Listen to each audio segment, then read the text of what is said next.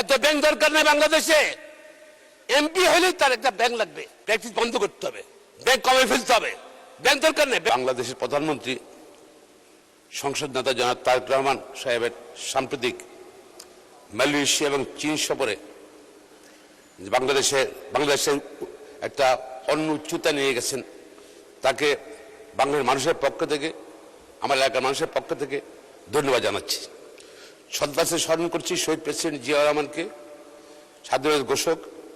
শ্রদ্ধার স্মরণ করছি যিনি স্বৈরাচারের বিরুদ্ধে আন্দোলন করতে গিয়ে নিজেকে তিলে তিলে শেষ করে দিয়েছেন, আমাদের দেশ নেত্রী, আমাদের মা বেগম খালেদা জিয়াকে।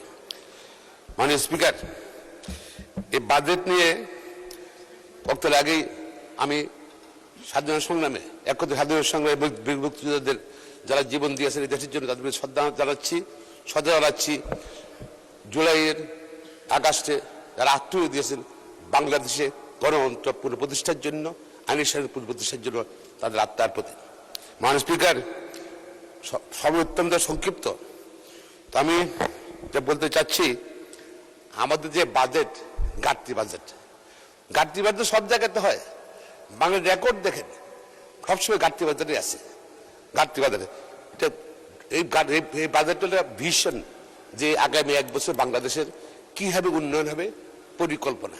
সুতরাং এই বাজেটটায় অনেক সামাজিক সুরক্ষার কথা বলা আছে, ফ্যামিলি কার্ড, কৃষক কার্ডের কথা বলা আছে, মাঠ পর্যায়ে গ্রাম পর্যায়ে টাকা যাবে, গ্রামের মানি সার্কুলেশন বাড়বে বলা আছে। মাননীয় স্পিকার, আপনার সাধারণ যুবকদের কথা বলা আছে, কি যুবকদেরকে ট্রেনিং দেবো, যুবকদেরকে কর্মসংস্থান দেবো, সার্বিক উন্নয়নের কথা বলা আছে, যেটা আমি সঙ্গে বলতে হচ্ছে। কিন্তু বাজেটে দেখেন, আমরা উত্তরাধিকার সূত্রে পেয়েছি এই বাজেটে 9,38,000 কোটি টাকার বাজেট, এর মধ্যে 6,00,000 কোটি টাকা হলো সরকার পরিচালনা ব্যয়। এই যে সরকারি কর্মীদের বেতন, পেনশন, ইনফ্রাস্ট্রাকচার এগুলোই। আর 1,07,000 কোটি টাকা হলো আগে যে লোন নিয়েছিল ওদের ইন্টারেস্ট দেওয়া। তো 7,32,000 কোটি টাকা চলে যাচ্ছে। টাকাটা কোথায়, কি সিচুয়েশনে বাজারটা দেওয়া হয়েছে? মানে মাননীয় অর্থমন্ত্রী প্রধানমন্ত্রীর নেতৃত্বে 3 মাসের মাথায় ধ্বংসস্তূপ একটা অর্থনীতি, ব্যাংকিং ব্যবস্থা, লুটপাট, এর মধ্যে বাজেটটা দিয়েছে বলেই তো বাজেট দিয়ে কোনো সমালোচনা নেই খুব একটা। বিরোধী দলের আমার প্রিয় মাননীয় সংসদ সদস্যরা, নেতারা সমালোচনা করেন, কিন্তু অন্য সময় যে সমালোচনা হয়, যে শক্তি থাকে এই সমালোচনায়, উনার বক্তব্য বিরোধিতার খাতিরে বিরোধিতা করেন। কথার মধ্যে শক্তি নাই, বিরোধিতার মধ্যে শক্তি নেই তাদের। এটা কিন্তু দেশবাসী বুঝতেছি, আমরা পার্লামেন্টে বুঝছি। মাননীয় স্পিকার, বাজেট বাস্তবায়নে আমাদের কতগুলো সমস্যা আছে। প্রথম হলো বাংলাদেশে এই যে আইন শৃঙ্খলার অবনতি। কোটি কোটি মানুষকে বেকার রেখে, যুবককে বেকার রেখে আমরা আইন শৃঙ্খলার উন্নতি আমরা আশা করতে পারি না। আমাদের এমপ্লয়মেন্ট করতে হবে। মাননীয় স্পিকার, আমরা কিভাবে এমপ্লয়মেন্ট করবো? আমাদের আরেকটা সমস্যা হলো কি, মানি লন্ডারিং। আমি আইন হিসেবে বলছি, স্বাধীনতার পরে পর্যন্ত মানি লন্ডারিং যত টাকা মানি লন্ডারিং হয়েছে, আমরা বক্তৃতা সবাই বলেছি, শ্বেতপত্র প্রকাশ করেছি, কোনো টাকা ফিরে আসে নাই, আসার সুযোগও নাই। টাকাটা সিস্টেমে ঢুকে যায়। আর মানে অর্থ একটা ক্যারেক্টার আছে, মানি উইল মুভ আর money is safe, then money will make money. যেখানে মানি সেফ ফিল করবে সেখানে মানি থাকবে। ঘরে থাকো, ঘরের মধ্যে ধরেন আমাদের মা বোনরা কি করে, সারা বছর ছিল আলমারিতে স্বর্ণ টাকা রাখে, ঈদের সময় বাড়ি যাওয়ার সময় বাসা খালি ওকে বের করে কাতার ভিতরে শাড়ি ভিতরে রেখে দেয়, বিকজ সেফ ফিল করে।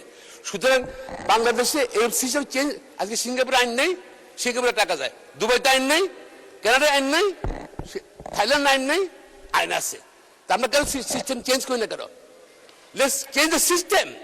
তাইলে ওই টাকাটা দেশের মানুষ সেফ ফিল করবে, টাকাটা দেশে রাখার জন্য। বিদেশ থেকে টাকা চলে আসবে। আমরা অলওয়েজ রিভার্স। সেটা আমার মনে হয় আমাদের সিস্টেম চেঞ্জ করা উচিত।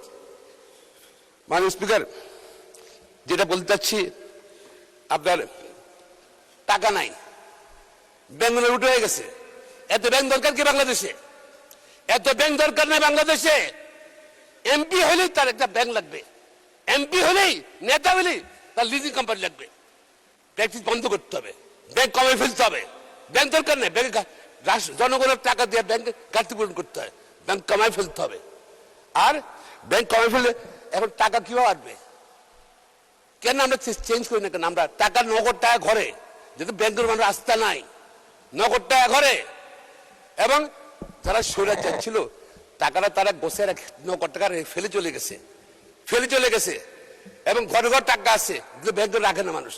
আমরা 500 টাকা 1000 টাকার নোটা আমরা ব্যান করে দিই না, 2 মাসের মধ্যে টাকা জমা দিতে বলি, লিগাল করতে পারবে। যদি ট্যাক্স ফাইলে টাকা না থাকে 25% টাকা দিয়ে লিগাল করবে।